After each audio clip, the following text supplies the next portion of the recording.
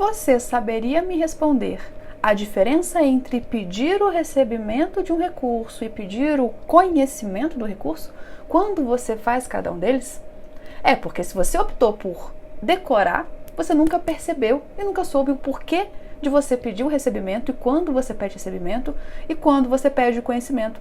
Eu tenho percebido diversos alunos que eles fazem aleatoriamente. Horas pedem o recebimento do recurso, horas pedem o conhecimento, mas não é assim. Eu vou te ensinar quando cabe recebimento, quando cabe conhecimento. Vamos pensar um pouquinho? Vem comigo! E por que eu começo dizendo vamos pensar um pouquinho? Porque, como eu sempre digo, é muito melhor você entender aquilo que você está fazendo do que você simplesmente decorar. O que você decora, você esquece, você não vê sentido naquilo. Quando você entende o que está fazendo, aí você aprende, aí você raciocina e você memoriza, o que é diferente de decorar. Então, num recurso, muitas vezes a gente precisa pedir o recebimento. Em outro momento, a gente pede o conhecimento. Para saber quando você pede cada um, você precisa saber a linha do tempo, o que acontece com o seu recurso desde o momento que ele é interposto até o momento que ele é julgado. Quando você interpõe um recurso, seja ele qual for, o recurso se propõe a reformar uma decisão. Então, ele vai reformar uma sentença, vai reformar um acórdão, certo? A depender do recurso que você está interpondo. Quando você interpõe um recurso, todo recurso, ele também tem outro detalhe em comum. Duas partes, né? Uma peça de interposição e uma peça de razões. A peça de interposição é endereçada para o juízo que proferiu a decisão. A peça de razões é endereçada para o juízo que vai julgar o seu processo. Na peça de interposição, então, você coloca aquelas informações que interessam a quem vai julgar o seu processo, como, por exemplo, pressuposto de admissibilidade e os requerimentos. Você endereça sua petição para o juízo que proferiu a decisão. Para quê? Ele vai julgar o seu processo? Não. Qual é a função dele, então? Ele vai verificar a presença dos pressupostos de admissibilidade. Então, ele faz o primeiro juízo de admissibilidade. O que ele faz, então?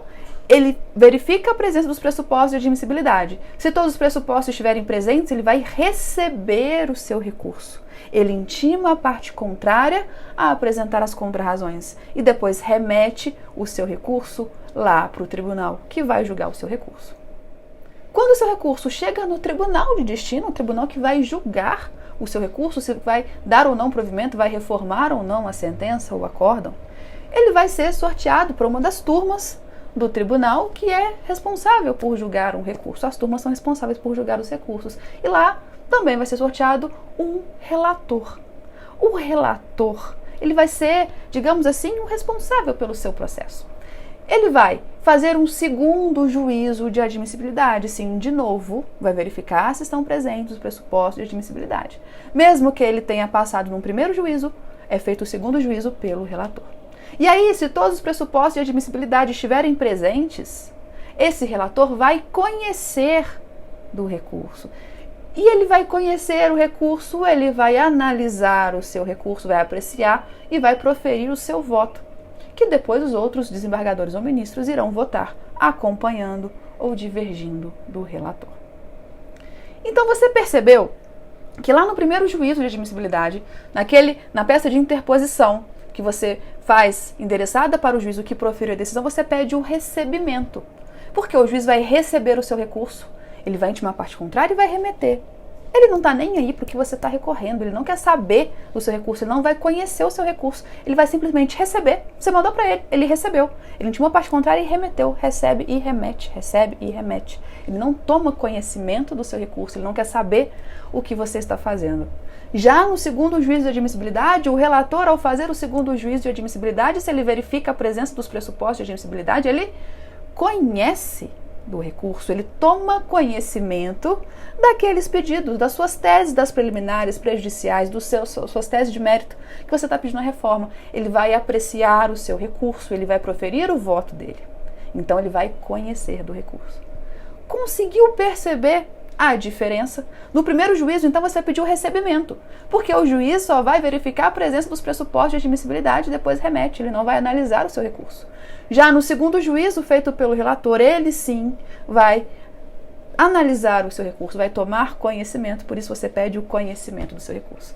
Peça de interposição, então a gente pede sempre o recebimento do recurso. Na peça de razões, a gente pede o conhecimento do recurso. Se você pensava que era a mesma coisa, que eram sinônimos, então agora você viu que não é.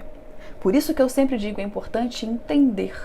Se a banca quiser colocar o termo receber na peça de interposição e você colocar conhecer, ela não quiser pontuar, ela não vai pontuar.